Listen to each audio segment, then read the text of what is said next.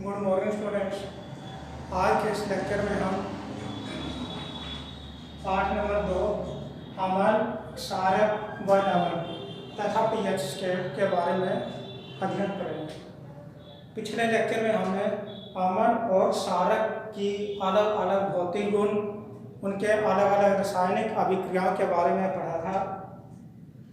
आज इस लेक्चर में हम अमल व क्षारकों में क्या समानताएं हैं और किस प्रकार उनकी प्रबलता को पीएच स्केल के द्वारा मालूम किया जा सकता है। अमल व क्षारकों की समानताएं। अमल जल में हाइड्रोजन आयन को उत्पन्न करते हैं, जबकि क्षारक जल में हाइड्रोक्साइड आयन उत्पन्न करते हैं। Hydrogen ion means H positive, hydroxide ion means OH negative. जब कोई अमल या क्षारक को जल में डाला जाता है तो जल में डालने के बाद अमल या क्षार तनुकृत हो जाता है।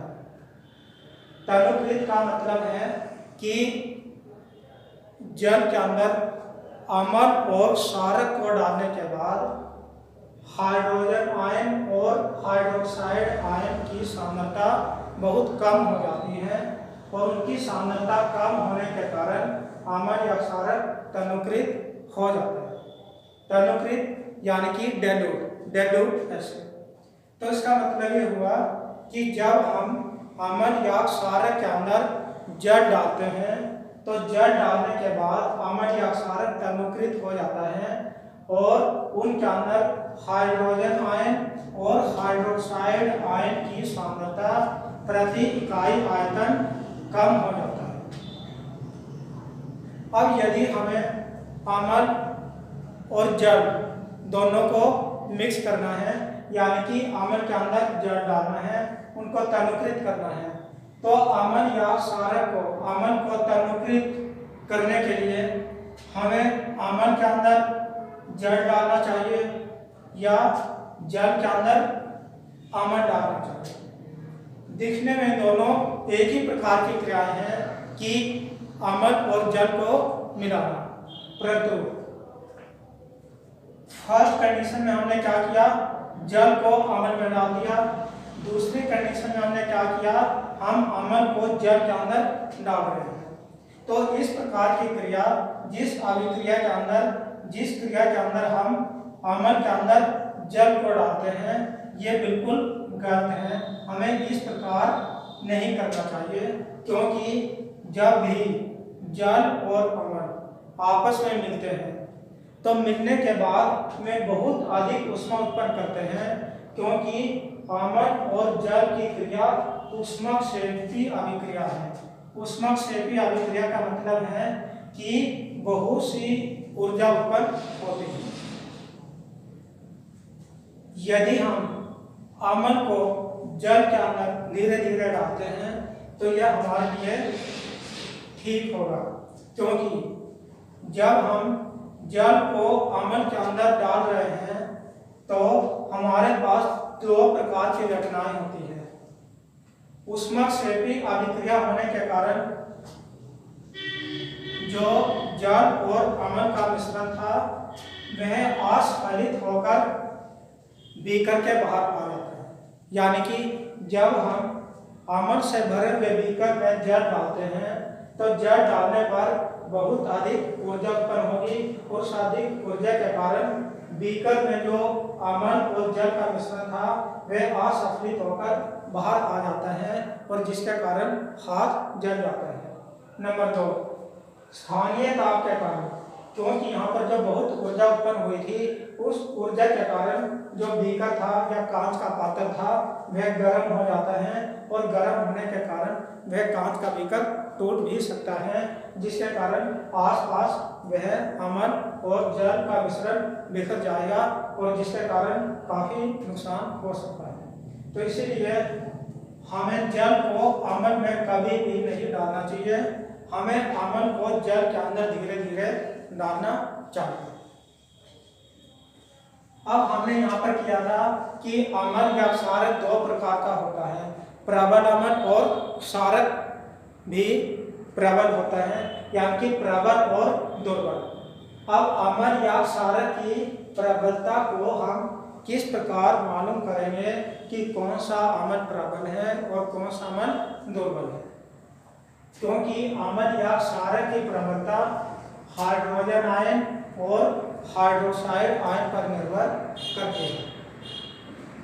प्रबलता को हम सार्वभौमिक सूचक के द्वारा पता करते हैं। सूचक का प्रयोग अम्ल व क्षारक को पहचानने में किया जाता है, जबकि सार्वभौमिक सूचक का प्रयोग अम्ल या क्षारक की प्रबलता को जानने के लिए किया जाता है। सार्वभौमिक सूचक क्या है? यह अनेक सूचकों का मिश्रण है।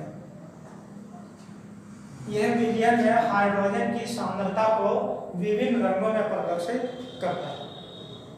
पीएच स्केल, जिस स्केल के द्वारा हम विलयन के अंदर उपस्थित हाइड्रोजन आयन की सांद्रता को ज्ञात कर सकते हैं, उस स्केल को पीएच स्केल कहा जाता है। इस स्केल पर 0 से 14 तक नंबरिंग की जाती है। यदि किसी विलयन का पीएच मान 7 है तो इसका मतलब है कि वह विलयन उदासीन है, ना तो वह अम्लीय है और ना ही क्षारीय है। और यदि पीएच मान 7 से कम है तो इसका मतलब है कि वह विलयन अम्लीय है। और यदि पीएच का जो मान है वो 7 से अधिक है तो हमारे पास दिया हुआ विलयन क्षारीय है। इस पीएच स्केल की सहायता से हम अम्लीयता और क्षारीयता का पता कर सकते हैं। 0 से 14 तक यहाँ पर नंबरिंग लिखी हुई है। जो नंबर 7 है वह उदासीनता को दर्शाता है, यानी कि अगर किसी विलयन का पीएच मान 7 है तो वह उदासीन होता है। और वह कौन सा रंग प्रदर्शित करता है? हरा।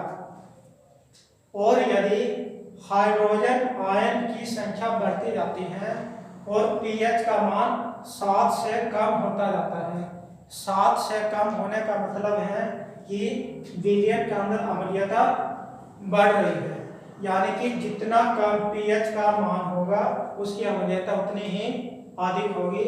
इसी प्रकार 7 से अधिक यानी कि 7 से 14 तक बढ़ती हुई जो गिनती है वो हमें क्षारीयता को प्रदर्शित करती है। बढ़ती हुई क्षारीयता का मतलब है कि हाइड्रोजन आयन की कमी हो रही है। जितनी अधिक पीएच मान होगा उनकी क्षारीयता उतनी ही अधिक होगी। पीएच में जब कमी होती है तो वह लाल रंग के द्वारा दर्शाई जाती है, और जब कोई पीएच मान 7 से 14 तक बढ़ता है तब वह नीला रंग बहुत गहरा होता जाता है। यानी कि इसका मतलब क्या हुआ कि यदि हम अम्ल के अंदर सार्वभौमिक सूचक डालते हैं या कोई भी विलयन के अंदर सार्वभौमिक सूचक यदि लाल रंग उत्पन्न करता है तो वह हमें अम्लीयता को प्रदर्शित करता है, और अगर वह नीला रंग उत्पन्न करता है तो वह हमें क्षारीयता को प्रदर्शित करता है। और यदि सार्वभौमिक सूचक विलयन के अंदर हरा रंग प्रदर्शित करता है तो इसका मतलब यह हुआ कि हमारे पास जो विलयन है वो उदासीन है, ना तो वह अम्लीय है और ना ही वह क्षारीय है। इसी प्रकार हम पीएच मान को ज्ञात कर सकते हैं। हमारे शरीर का पीएच मान 7 से 7.8 होता है, यानी कि हमारा जो रक्त है वो थोड़ा सा क्षारीय है। क्या है वह? क्षारीय, क्योंकि हमारे रक्त का पीएच मान 7 से अधिक है। अम्लीय वर्षा, यदि वर्षा के जल का पीएच मान 5.6 से कम है तब उस वर्षा के जल को अम्लीय जल कहा जाता है। यदि हमारे मुंह के अंदर पीएच मान 5.5 से कम हो जाता है तो दांतों का क्षय होना आरंभ हो जाता है, यानी कि दांतों का टूटना आरंभ हो जाता है।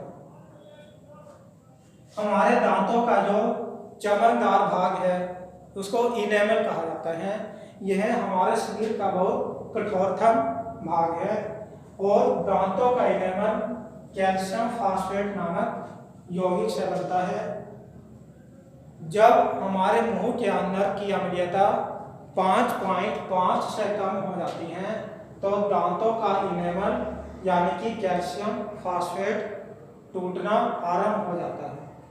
तो अपने मुंह की अम्लीयता को कम करने के लिए हमें क्षारकीय दंत मंजन करना चाहिए, क्योंकि जब क्षारकीय दंत मंजन मुंह के अंदर स्थित आमिल के साथ क्रिया करता है तो वह उदासीन होकर लवण और जल का निर्माण करता है। इसी प्रकार मधुमक्खी के डंक में कौन सा अम्ल होता है? मेथेनोइक अम्ल। यानी कि जब मधुमक्खी डंक मारती है तो काफ़ी जलन होती है। वह जलन क्यों हुई? क्योंकि मधुमक्खी के डंक द्वारा शरीर के अंदर मेथेनोइक अम्ल को इंजेक्ट कर दिया जाता है। उस मेथेनोइक अम्ल के इंजेक्ट होने के कारण जो खारिश होती है उस पर बेकिंग सोडा लगाकर हम उस जलन से छुटकारा पा सकते हैं। नंबर 5, नेटर पौधा। एक नेटर नाम का पौधा होता है। यदि वो भी हमारी त्वचा पर लग जाता है तो हमारी त्वचा के अंदर मेथेनोइक अम्ल इंजेक्ट करता है। उस मेथेनोइक अम्ल के कारण त्वचा पर बहुत खारिश होती है या बहुत जलन होती है। उस जलन या खारिश को कम करने के लिए नेटर पौधे के पास ही डॉग प्लांट यानी कि डॉग नाम का पौधा उगा होता है। तो